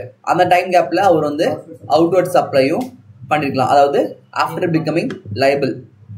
ஆனால் வந்து பிஃபோர் கிராண்டிங் ரெஜிஸ்ட்ரேஷன் சர்டிஃபிகேட் அவர் வந்து அந்த கேப்பில் வந்து அவர் லைபிள் தான், ஆனால் இன்னும் சர்டிஃபிகேட் வரல, ரெஜிஸ்ட்ரேஷன் ஆகலை. ஆனால் அந்த டைமில் வந்து அவர் அவுட்வர்ட் சப்ளை பண்ணியிருப்பாரு. Now, in order to enable such registered person to declare the taxable supply made by him for the period between the date on which he become liable to registration till the date on which registration has been granted, so that ITC can be availed by the recipient on such supply. So, என்ன சொல்ல வராங்க அப்படின்னா, அவர் liable ஆன டேட்ல இருந்து registration ஆகிற டேட்டுக்குள்ள அவர் வந்து transaction பண்ணியிருப்பாரு, அவுட்வர்ட் சப்ளை இருக்கும். ஸோ அவருக்கு வந்து இந்த ஐடிசி பெனிஃபிட் கிடைக்கணும்ல, அந்த டைமில் பண்ணுறதுக்கான ஐடிசி அவருக்கு வந்து கிராண்ட் ஆகும், ஐடிசி பெனிஃபிட் கிடைக்கணும். அதுக்கு என்ன பண்ணுறாங்க அப்படின்னா, firstly the registered person may issue revised tax invoice against the invoices already issued during set period within 1 month from the date of issuance of certificate of registration. So இப்போ எக்ஸாம்பிளுக்கு உங்களுக்கு July 1 அன்னைக்கு நீ லைபிள் ஆகிட்ட, உனக்கு வந்து July 25 வந்து registration certificate கொடுத்துட்டாங்க. அதுக்கப்புறம் தான் நீ ஃபைல் பண்ணவே முடியும். கரெக்டா? அதுக்கப்புறம் தான் உன்னோட போர்ட்டலில் போய்ட்டு அப்லோட்லாம் பண்ண முடியும். ஸோ நம்ம என்ன பண்ணுறாங்க அப்படின்னா ஜூலை 1 ஜூலை 25 நடந்த டிரான்சாக்ஷனாக இருக்கும்ல, அதுக்கெல்லாம் இன்வாய்ஸ் போட்டிருப்பாங்க. அந்த இன்வாய்ஸ் எல்லாத்துக்குமே ரிவைஸ்டு இன்வாய்ஸ் போடுறாங்க திருப்பி. புரியுதா? 25க்கு அப்புறம் சர்டிஃபிகேட் ரெஜிஸ்ட்ரேஷன் ஆனதுக்கப்புறம் லைபிள் ஆன டேட்லேருந்து ரெஜிஸ்ட்ரேஷன் ஆன டேட் வரைக்கும் நடந்த இன்வாய்ஸ் எல்லாத்தையுமே ரிவைஸ்டு இன்வாய்ஸ் போடுறாங்க. எத்தனை நாளுக்குள்ளே போகணும்னு பார்த்தோம்னா ரெஜிஸ்ட்ரேஷன் சர்டிஃபிகேட் கிடைச்சதுல இருந்து 1 மந்த்துக்குள்ள ரிவைஸ் இன்வாய்ஸை போட்டிருக்கணும். சரியா? 1 month from the date of issuance of certificate of registration. Further, Section 40 provides a registered person shall declare his outward supply made during said period in the first return furnished by him after grant of registration. The format for this return is same as that of the regular return. புரியுதா? ஜென்ரலாக கதை என்ன, ஜூலை 1 அன்னைக்கு ஒரு person இருக்காரு, அவர் வந்து liable for registration ஆகிட்டாரு. ஜூலை 25 அப்போ அவருக்கு வந்து ரெஜிஸ்டர் சர்டிஃபிகேட் கொடுக்குறாங்க. ஆனால் ஜூலை 1 இருந்து ஜூலை 25 ஒரு 10 பேர்த்துக்கிட்ட சப்ளை பண்ணியிருக்காரு, ஒரு 10 இன்வாய்ஸ் அவுட்டாக இருக்கு. ஆனால் அந்த இன்வாய்ஸ் மேலே அவரால் ஐடிசி வந்து கிளைம் பண்ண முடியாது, கிளைம் கொடுக்கவும் முடியாது, ஏன்னா வந்து ரெஜிஸ்ட்ரேஷன் இல்லை. ஸோ ரெஜிஸ்ட்ரேஷன் வந்து ஜூலை 25 ஆனதுக்கப்புறம் அந்த டேட்ல இருந்து 1 மந்த்துக்குள்ள அவர் ரிவைஸ்டு இன்வாய்ஸ் போட்டிருப்பார். அதாவது அவர் ஆடியோ அந்த 25 டேஸ்க்குள்ள 10 இன்வாய்ஸ் இருக்குல்ல, அந்த 10 இன்வாய்ஸுக்கும் திருப்பி அகைன் வந்து ரிவைஸ் இன்வாய்ஸ் போட்டு அதை வந்து 1 மந்த்துக்குள்ள அவர் ரிட்டர்ன் ஃபைல் பண்ணுவார்ல, அந்த ரிட்டர்னில் வந்து ஃபர்ஸ்ட் ரிட்டர்ன்னு சொல்லிட்டு இந்த ரிவைஸ் இன்வாய்ஸ்லாம் கொடுத்து கிளைம் பண்ணிக்கிறார். ஆஸ் யூஷுவல் நார்மல் ரிட்டர்ன் பண்ணுற மாதிரி அது எல்லாமே கிளைம் பண்ணுறாரு. ஸோ வந்து ஃபர்ஸ்ட் ரிட்டர்னுக்கும் நார்மல் ரிட்டர்னுக்கும் என்ன டிஃபரன்ஸ்னு பார்த்தோன்னா எந்த டிஃபரன்ஸுமே கிடையாது, எல்லா ஃபார்மெட்லாம் ஒரே மாதிரி தான் இருக்கும். ஆனால் இது வந்து லைக் பாஸ்ட் நடந்த ஈவெண்ட்டுக்கு ரிவைஸ்டு இன்வாய்ஸ் போட்டு கிளைம் பண்ணுறாங்க. கரெக்டாக புரிஞ்சா? அவ்வளோ ஃபர்ஸ்ட் ரிட்டர்ன் மேட்டர் கிடையாது, ஈஸி தான். Next GSTR 8 statement of tax collection at source. TDS பார்த்தீங்கல்ல, புரிஞ்சுல? அப்போ TCS உங்களுக்கு புரிஞ்சிடும். ஆனால் ஜென்ரலாக வந்து நம்ம TDS பார்த்தது வந்து 2,50,000 கிராஸ் ஆனால் பார்த்தோன்ற மாதிரி பார்ப்போம். ஆனால் TCS பார்க்குறப்ப நம்ம என்னன்னு பார்த்தோம், ECOக்குன்னு சொல்லி பார்த்துருப்போம். ஸோ ஆக்சுவலி இந்த டெஸ்ட் தான் உங்களுக்கு TCSலாம் இன்னைக்கு TCS சொல்லலையா? சரி, okay. An ECO liable to collect tax at source shall furnish a monthly statement in form GSTR 8. So TCS collect பண்ணுறாங்கல்ல, அவங்க எல்லாருமே வந்து GSTR 8ல வந்து ஃபைல் பண்ணுறாங்க. ஓகேவா? அதில் வந்து எல்லா டீட்டெயில்ஸுமே, என்ன சர்வீஸ், என்ன குட்ஸு, யார் சப்ளையரு, யார் ரெசிபியன்ட், எல்லா டீட்டெயில்ஸுமே அதில் வந்து என்டர் பண்ணிடுவாங்க. லாஸ்ட் டேட் என்னன்னு பார்த்தோம் அப்படின்னா வந்து 10th தான். 10th ஆஃப் தி மந்த்ன்றது நம்ம அந்த சாப்டர் பார்க்குறவே பார்த்தோம்ல. இந்த மந்த் கலெக்ட் பண்ண TCS எல்லாமே நெக்ஸ்ட் மந்த் 10th டெபாசிட் பண்ணிடணும். So due date for filing GSTR 8 may be extended by the commissioner or state government by notification. Further, the amount of tax collected by ECO is also okay to be deposited by the 10th of the month. So in the month பண்ற எல்லா TCS transaction, TCS now collect பண்ண எல்லா TCSமே next month 10th ஃபைலும் பண்ணிருக்கணும். Same time வந்து கவர்மெண்ட்டுக்கு ரெமிட்டும் பண்ணிருக்கணும். So TCS details available to supplier on common portal and claiming of TCS supplier. எப்படி TDSக்கு ஒரு சர்டிஃபிகேட் வந்துச்சுல, அதே மாதிரி TCSல வந்து இவங்க பண்ணுறது எல்லாமே என்ன ஆகும், GST போர்ட்டலில் வந்து அப்டேட் ஆயிரும். அது எல்லாமே அவங்களோட கேஷ் லெஜரில் போயிட்டு நிற்கும். அதை வந்து கன்சர்ன் பார்ட்டி யூஸ் பண்ணிக்க முடியும். நார்மல் தான். அதுக்கப்புறம் rectification of errors or omission in GSTR 8. ஏதாச்சும் எரர்ஸ் அண்ட் ஒமிஷன் இருந்துச்சுன்னா என்னன்ற மாதிரி கேட்குறாங்க. இப்போ after submission of GSTR 8 the ECO discover any discrepancy there on his own, not being the result of any scrutiny, audit, inspection, enforcement proceeding, he should rectify such discrepancy in GSTR 8 to be filed for the month during which such discrepancy is noticed, subject to payment of interest under Section 15. The rectification is not allowed after 30th November following the end of financial year or actual date of relevant annual statement. In case ஏதாச்சும் தப்பு பண்ணிட்டாங்க அப்படின்னா அவங்க வந்து max to maths வந்து 30th நவம்பருக்குள்ளே பண்ணிடணும். அப்படி இல்லைன்னா ஆனுவல் ரிட்டர்ன் ஃபைல் பண்ணுறாங்களே 30th November R annual return எது வந்து ஃபர்ஸ்ட் வருதோ அதுக்கு முன்னாடியே வந்து ரெக்டிஃபிகேஷன்லாம் பாஸ் பண்ணி முடிச்சிடும். ஆனால் அது வந்து அவங்களே ஃபைன் பண்ணி வித் இன்ட்ரெஸ்டோட பே பண்ணாதான் அதோட ஒரு டிபார்ட்மெண்ட்டே கண்டுபிடிச்சாங்கன்னா அதோட கான்சிக்வன்சஸ் வந்து வேற மாதிரி இருக்கும். இது நம்மளே ஃபைன் பண்ணி நம்மளே தப்புன்னு தெரிஞ்சு நம்ம பண்ணுறோம் அப்படின்னா இன்ட்ரெஸ்ட் மட்டும் பே பண்ணால் போதும். டிபார்ட்மெண்ட் கண்டுபிடிச்சாங்கன்னா ப்ரொசீடிங்ஸ்லாம் வேற மாதிரி இருக்கும். ஓகேவா? Next maximum time for furnishing form GSTR 8. GSTR 8க்கு வந்து மேக்ஸிமம் டைம் இருக்குன்னு பார்த்தோன்னா 3 yearsன்னு கொடுத்துருக்கான். 3 years வந்து காமனாக தான் இருக்குது. புரியுதா? மேலே இருந்து கீழே வரைக்கும் எல்லாருக்கும் 3 years தான் வந்துட்டு இருக்கு.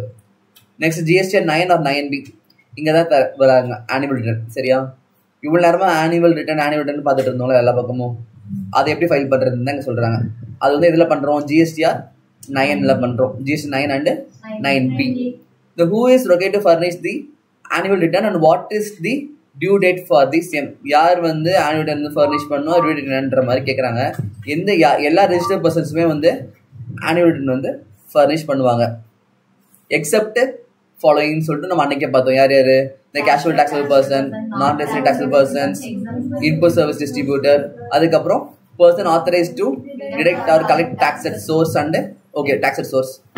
அதுக்கப்புறம் commissioner may on the recommendation of the council by notification exempt any class of registered person from filing annual return under this section. The annual return for the financial year needs to be filed by 31st December of the next financial year. General annual return வந்து அந்த financial year ஓட 31st December அப்ப file பண்ணும். அதுக்கு மேல பண்ண முடியாது. 31st December தான் லாஸ்ட் டியூ டேட். அதுக்கு மேல எப்ப வேணா பண்ணிக்கலாம். ஆனா annual return-க்கு final return என்ன பேசும்? ஃபைனல் ரிட்டர்ன் பண்ண பார்க்கவே இல்லையே. பார்க்குறப்ப போய் ஃபர்ஸ்ட் annual return உனக்கு என்ன தெரிஞ்சுன்னா ஃபைனல் ரிட்டர்ன் டிஃபரன்ஸ் கண்டுபிடிச்சோம். இப்போதைக்கு annual return மட்டும் பார்ப்போம். What is the prescribed form of annual return and okay annual return or statement. annual return வந்து எதை பண்றோம்? எலக்ட்ரானிக்கா பண்றோம். GST 9ல பண்றோம். அவ்வளவுதான் கொடுத்துருக்காங்க. the person registered under compensation level என்ன பண்ணுவார் அப்படின்னா அவர் வந்து annual return ஃபைல் பண்றாரு. அவர் வந்து GST 9A ல பண்றாரு. நார்மல் டாக்ஸ் பேயரா இருந்தா 9ல பண்றாங்க. காம்பன்சேஷன் டாக்ஸ் பேயரா இருந்தா 9A ல பண்றாங்க.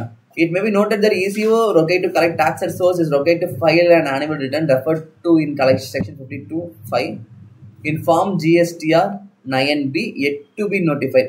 The statement for a financial year needs to be filed by 31st December of the next financial year. இங்க வந்து இந்த ECO இருக்காங்கல்ல, TCS பிடிக்கிறாங்களா ECO, அவங்களுமே வந்து annual return ஃபைல் பண்ணணும். எதுல பண்ணணும்னா GST 9B ல. பட் ஆனால் yet to be notified சொல்லிட்டான். இப்போ கரெக்டா இல்லை. நோட்டிஃபை பண்ணதுக்கு அப்புறம் GST 9B ல போயிட்டு அவங்களுமே வந்து இயர்லி annual return வந்து ஃபைல் பண்ணணும். அதுக்கப்புறம் who is required to furnish a self-certified reconciliation statement.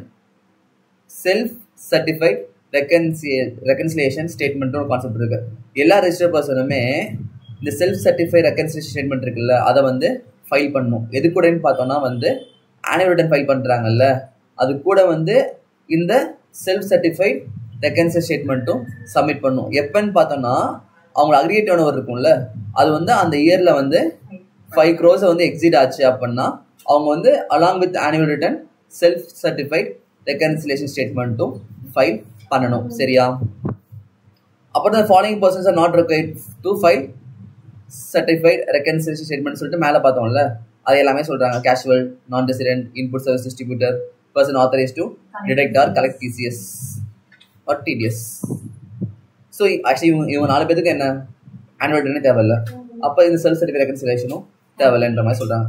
Such registered person should furnish electronically annual return along with a copy of self-certified reconciliation statement duly certified in form GSTR 9C.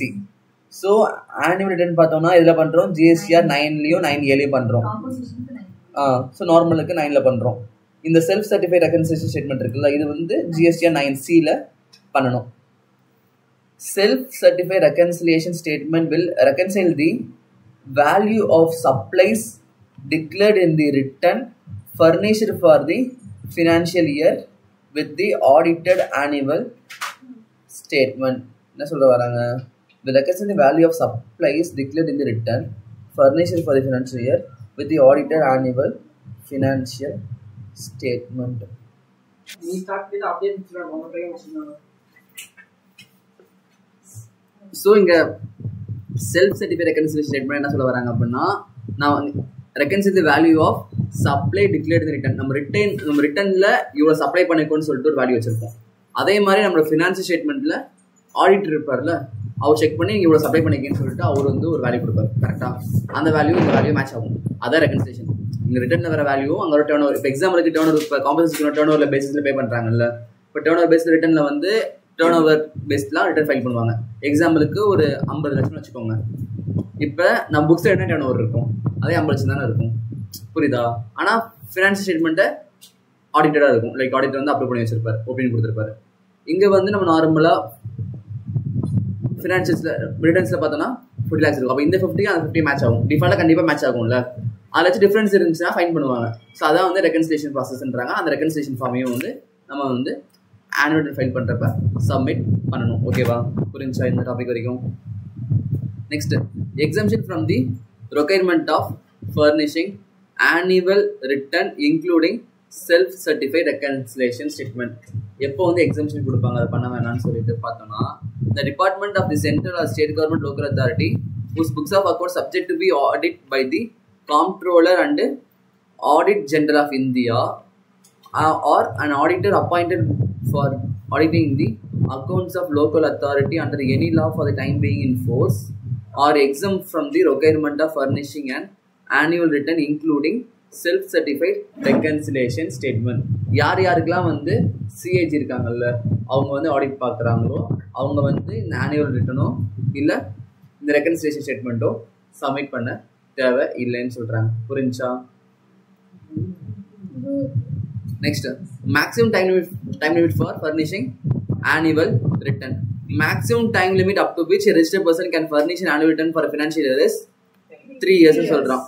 From the due date of furnishing said annual return. This time limit can be extended by the government for registered person or a class of registered person. Time limit வந்து extend பண்ணிக்க முடியும், council வந்து ஒத்துக்கிட்டாங்க அப்படின்னா. Next, GSTR 10 final return. Every registered person who is required to furnish return 39 and whose turnover has been cancelled, and whose registration has been cancelled is required to file a final return electronically in form GSTR 10 through the common portal. Final return வந்து GSTR 10ல வந்து file பண்றாங்க. So annual return final return என்ன வித்தியாசம்? Final ரிட்டர்ன்ல அவங்களோட registration cancel ஆயிடுச்சு அப்படின்னா அந்த இடத்துல அவங்க ஃபைனல் ரிட்டர்ன் பண்ணுவாங்க. ஆனுவல் ரிட்டர்ன்ல அவங்க வருஷம் அவங்க எவ்வளவு ரிட்டர்ன் ஃபைல் பண்ணுமோ அது ஃபைல் பண்ணுவாங்க. தெரிஞ்சா? ஃபைனல் ரிட்டர்ன் தான் கடைசியா பண்ற return. Winding registration complete end ஆகும்போது கேன்சல் பண்ணும்போது ரெஜிஸ்ட்ரேஷன் கேன்சல் ஆனதுக்கு அப்புறம் பண்ற ரிட்டர்ன் தான் ஃபைனல் ரிட்டர்ன். சரியா? அதுக்கு அப்புறம் இதோட டைம் லிமிட் என்னன்னு பார்த்தோம்னா வந்து date of cancellation or date of order of cancellation within 3 months. Okay, whichever is later. So time limit பார்த்தோம்னா வந்து என்ன சொல்றாங்கன்னா, the final return has to be filed within 3 months of the date of cancellation or date of order of cancellation whichever is later. ரெண்டுல வந்து எது வந்து லேட்டா வருதோ அதுல இருந்து 3 மாசத்துக்குள்ள ஃபைனல் ரிட்டர்னை அப்லோட் பண்ணி ஃபைனலைஸ் பண்ணி முடிச்சிருக்கணும். ஓகேவா? Next, GSTR 11 details of inward supply of person having unique identification number. So when UIN is issued for claiming refund of taxes paid on inward supply, such person shall furnish details of those inward supply of taxable goods and services on which refund of tax has been claimed in form GSTR 11 along with application for such refund. Unique identification number கொடுக்கவே இல்ல அவன் heading. நானே வெச்சிட்டேன். யூஐனா அதான் unique identification number. Details of inward supplies of person having UIN. When UIN is issued for claiming refund of taxes paid on inward supply. GSTIN UIN வரும் தெரியுமா? GST.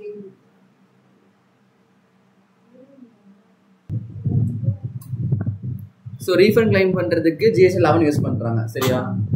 அதே மாதிரி when UIN is issued for purpose other than refund of taxes பார்த்தோம்னா such person shall furnish the details of inward supply of taxable goods or services as may be required by the proper officer in form GSTR 11. Actually இதுக்கு form GSTR 11 தான், அதுக்கு form GSTR 11 தான். அந்த refund வாங்குறதுக்கான application form வந்துட்டு GSTR 11 ஓட submit பண்ணுவோம். இந்த இடத்துல அந்த மாதிரி அந்த அப்ளிகேஷன் ஃபார்ம் தான் along with application for such refund claim. Okay, in case வந்து உங்களுக்கு வந்து ரீஃபண்ட் வருது அதுக்காக பண்றாங்க அப்படின்னா GSTR 11 கூட அப்ளிகேஷன் ரீஃபண்டுக்கான அப்ளிகேஷன் ஃபார்மோட சேர்த்து ஃபைல் பண்றாங்க. இதே வந்து வேற ஏதாச்சும் ரீசனுக்காக பண்றாங்க அது தென் ரீஃபண்ட்னு பார்த்தோம்னா ஜஸ்ட் வந்து 11 மட்டும் ஃபைல் பண்றாங்க. அதுக்கப்புறம் default or delay in furnishing return. அது என்ன சொல்றாங்க எடுத்தோம் ஃபர்ஸ்ட் பாயிண்டா, notice to return defaulters. A notice in prescribed form is issued electronically to a registered person who fails to furnish return under section 39. அது normal return அப்படின்னா section 44 annual return, அப்படி இல்லைன்னா section 45 final return, அப்படி இல்லைன்னா 52 TCS statement. The notice requires registered person to furnish the return within 15 days, failing which tax liability will be assessed under section 62 based on the relevant material available with the proper officer. In addition to tax applicable interest and penalty will also be payable. சரியா? ஒருவேளை வந்து யாராச்சும் வந்து return வந்து file பண்ணல, டிஃபால்ட்டாக இருக்காங்க, delay பண்ணுறாங்க அப்படின்னா அவங்களுக்கு நோட்டீஸ் அனுப்புவாங்க டிபார்ட்மெண்ட்ல இருந்து. அந்த நோட்டீஸ் அனுப்பின நாளில் இருந்து 15 daysக்குள்ள அவங்க வந்து ரிட்டர்ன் வந்து ஃபைல் பண்ணிடணும். ஒருவேளை பண்ணலை அப்படின்னா அவங்களே வந்து அவங்கள்ட்ட இருக்க இன்ஃபர்மேஷன்லாம் பேஸ் பண்ணி நீங்கள் இவ்வளோ டேக்ஸ் அமௌண்ட் பே பண்ணணும்னு சொல்லிட்டு ஒரு அமௌண்ட் கொடுத்துருவாங்க. அது கூட இன்ட்ரெஸ்ட்டு, பெனால்ட்டி, லேட் ஃபீஸ்ன்னு சொல்லிட்டு எல்லாமே வந்து ஆட் ஆகி வந்துடும். ஓகேவா? இதான் வந்து notice return default first point. Same time second என்ன சொல்கிறாங்க? Late fee for delay in filing return. A late fee is applicable for delay in furnishing of return. Details of outward supply as per the provision of section 47. Delay in filing the statement of outward supply return a final return TC statement irrespective of the due date attract prescribed late fees ன்னு சொல்லிட்டாங்க. The late fee payable by the registered person for delayed filing of return or annual return with reference to an amount equal to late fee is payable by such person. The late fee can be waived off partially or fully by the central government. In view of this, late fee for delayed filing of GST 1, 3B, 4, 7 and have been rationalized.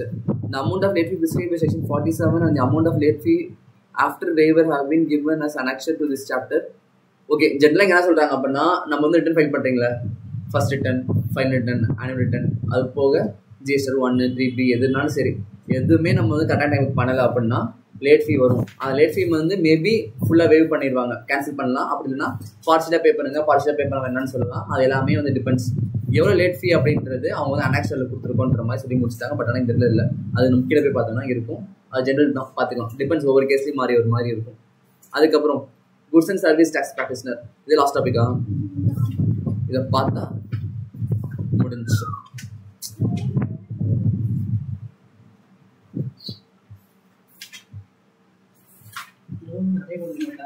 சரி, okay. Goods and service tax practitioner. Section 48 provides for authorization of an eligible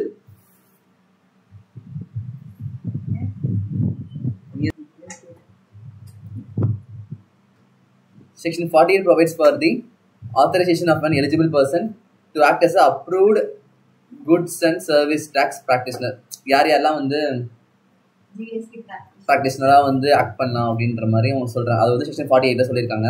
A registered person may authorize an approved GST practitioner to furnish information on his behalf to the government. So வந்து register person இருக்காங்கல்ல, அவங்களுக்கு like அதை பற்றி ப்ராப்பரான knowledge இல்லை அப்படின்னா அவங்க வந்து ஜிஎஸ்டி ப்ராக்டிஷனர் அப்ரோச் பண்ணாங்க அப்படின்னா அவங்க வந்து அந்த பர்சனோட பிகாஃபில் எல்லாமே வந்து பண்ணி கொடுப்பாங்க. The manner of approval of GST practitioner, the eligibility conditions, duties, obligations, manner of removal and other conditions relevant for the functioning have been prescribed in the rules 83, 83A and 84. So அவங்களை appoint பண்ணுறது, remove பண்ணுறது, அவங்களோட power என்ன, rights என்ன, இதெல்லாம் வந்து இந்த ரூலில் வந்து சொல்லியிருக்காங்கன்ற மாதிரி சொல்லியிருக்காங்க. அண்ட் அகைன் வந்து GST provides separate user ID and password to GST practitioner to enable him to work on behalf of his client without asking for their user ID and password. GST practitionerக்கு ஜென்ரலாகவே வந்து செப்பரேட்டான user ID password இருக்கும். அந்த user ID password வச்சு அவங்க login பண்ணி கிளைண்ட்டுக்கு work பண்ணலாம். But ஜென்ரலாக வந்து என்ன பண்ணும், கிளைண்ட்டோட யூசர் ஐடி பாஸ்வேர்ட் வச்சு ஒர்க் பண்ண முடியும். இன்கேஸ் ஜிஎஸ்டி practitioner இருக்காங்க அப்படின்னா அவங்க வந்து ரெஜிஸ்டர் பண்ணி வச்சிருக்காங்க அப்படின்னா அவங்களோட ஐடி வச்சு அவங்க வந்து பண்ணிக்கலான்ற மாதிரி சொல்கிறாங்க. They can do all the work on behalf of taxpayer as allowed under GST law. The taxpayer may choose a different GST practitioner by simply unselecting the previous one and then choosing a new GST practitioner. Client எப்போ நினைச்சாலும் டக்குன்னு போர்ட்டலில் போகிறோமா change கொடுத்துட்டு வேற யாரை வேணால் மாற்றிக்கலான்ற மாதிரி சொல்கிறாங்க. அதுக்கப்புறம் standardized format have been prescribed for making application for enrollment as GST practitioner, certificate of enrollment, show cause notice for disqualification, order of rejection of application of enrollment, list of approved GST practitioner, authorization letter and withdrawal. இதெல்லாம் வந்து like அவங்க சொல்கிற format. ஓகேவா? So வந்து GST practitioner enrolled in any state or union territory shall be treated as enrolled in other state or union territory. ஏன்னா single portal தானே, ஒரு பக்கம் என்ரோல் பண்ணிக்கோனா டிஃபால்ட்டாக வந்து அவங்க எல்லா ஸ்டேட்லையுமே வந்து அதே ஐடியா வச்சு ஒர்க் பண்ண முடியும். What is the eligibility criteria for GST ப்ராக்டிஷனர்னு சொல்கிறாங்க. இந்தியன் சிட்டிசனாக இருக்கணும், அதுக்கப்புறம் பர்சன் ஆஃப் சவுண்ட் மைண்டாக இருக்கணும், அதுக்கப்புறம் இன்சால்வெண்டா இருக்கக்கூடாது. இவங்க இன்சால்வெண்டா இருந்தாலே இதெல்லாம் நாட் அட்ஜுடிகேட்டட் இன்சால்வெண்டா இருக்கக்கூடாதுன்னா மேபி ஆல்ரெடி இவனே ஒரு கஷ்டத்துல இருக்கான். எப்படி சொல்றது எக்ஸாக்டா? அந்த நாட் அட்ஜுடிகேட்டட் இன்சால்வெண்ட்னா உங்க மீனிங் லால படிச்சிருப்பீங்கல்ல. இன்சால்வெண்ட்னா அவனால இல்லாம எதுவும் கையில அவன்கிட்ட கேஷ் இல்ல, அவனால எதுவும் பண்ண முடியாது. சரி ஓகே, வேற அதான் இந்த நாட் அட்ஜுடிகேட்டட் அஸ் இன்சால்வெண்ட் மீனிங்கா? Not adjudicated as insolvent maybe ஒருவேளை இன்சால்வெண்டா இருக்கு, அவன்கிட்ட சுத்தமா கேஷே இல்ல, டக்குன்னு நீ அவன்கிட்ட போயிட்டு 10 lakhs கொடுத்து ஜிஎஸ்டி பே பண்ணுங்கன்னு சொல்ற, என்ன ஆகும்? என்ன ஆகும்? பத்திரமா கட்டிடலாம் கட்டாமலும் இருக்கலாம். ப்ரொஃபஷனல்ஸ் அசை கொடுங்க. அதுக்கப்புறம் கீழே இல்ல மேபி வேற மீனிங் இருக்கலாம். நான் ஜஸ்ட் ஃபன் சொல்றேன். நாட் அட்ஜுடிகேட்டட் அஸ் இன்சால்வென்ட்ன்ற மாதிரி சொல்லிருக்காங்க. அண்ட் தென் வந்து not been convicted by competent court. அப்ப நான் ஃப்ராடுன்ட் கோர்ட்டே சொல்லிருச்சு, நீ அவன்கிட்ட தான் போய் பணத்தை கொடுக்குற, அப்ப கொடுப்பியா? ஏன்? அவன் தெரிஞ்சிருக்கலாம்ல. கோர்ட்ல போயிட்டு கேஸ் போட்டு பண்ணிட்டாங்க. அதுக்கப்புறம் நல்லவனா தெரிஞ்சுட்டான், நீதான் கொடுப்பேன்னு சொன்னிடலாம். அவனுக்கு வாழ்க்கை இருக்குல்ல. சரி ஓகே, ஜிஎஸ்டி பணம் இப்படிதான் இருக்கும். சரியா? நெக்ஸ்ட்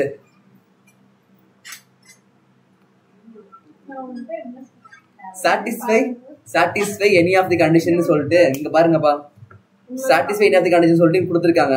சரி, இது ஆக்சுவலா வந்து ரொம்பலாம் இம்பார்ட்டன்ட் கிடையாது, சும்மா நார்மலா வந்து ஒரு ரீட் கொடுத்து படிச்சுக்கோங்க. எல்லாம் சும்மா சிம்பிளா கொடுத்து வச்சிருக்காங்க. சிம்பிளா அவங்களுக்கு என்ன குவாலிஃபிகேஷன் இருக்கும், என்ன டிகிரி பண்ணிருக்கணும் அப்படின்ற மாதிரி கொடுத்துருப்பாங்க. அதுக்கப்புறம் பவர் என்ன, நார்மல் ஜென்ரல் ரீடிங் தான், இல்லை சொல்றதுக்கு ஒன்றும் கிடையாது. நார்மலா நீங்க ரீட் பண்ணி பார்த்துக்கோங்க. இதை விட வந்து ரிட்டர்ன்ஸ் சாப்டர் வந்து முடிஞ்சு. அப்புறம் லேட்டஸ்ட் ரீகேப்சூலேட்டில் பார்த்தோம்னா எல்லாமே இருக்கு, ரீட் பண்ணி பார்த்துக்கோங்க. மறந்துட்டீங்கன்னா முடிஞ்சு ரிட்டர்ன் சாப்டர் தெளிவாக சொல்கிறேன். ஏன்னா வந்து ரிட்டர்ன்ஸு அந்த சிங்க் எல்லாமே வந்து மறந்துடும் விட்டுட்டிங்கன்னா, நம்பர்ஸ்ல இருந்து எல்லாமே. ஸோ இந்த சாப்டர் வந்து சீக்கிரமாக படிச்சிருங்க. அண்ட் ஐஸ்வர்யா, நாளைக்கு உனக்கு இந்த ரிட்டர்ன் சாப்டர் டெஸ்ட், சரியா? ஸோ அதுக்கப்புறம் பார்த்தோம்னா கொஸ்டின் ஆன்சர்ஸும் கம்மியாக தான் இருக்குது. எல்லாமே ரீட் கொடுத்துக்கோங்க. நீங்கள் ரொம்பலாம் மெமரி பண்ண தேவையில்ல, ஜஸ்ட் சம்மரி, அதுக்கப்புறம் புக் பேக் கொஸ்டின்ஸ்லாம் வந்து படிச்சிட்டிங்கனாலே போதும் இதை பொறுத்த வரைக்கும்.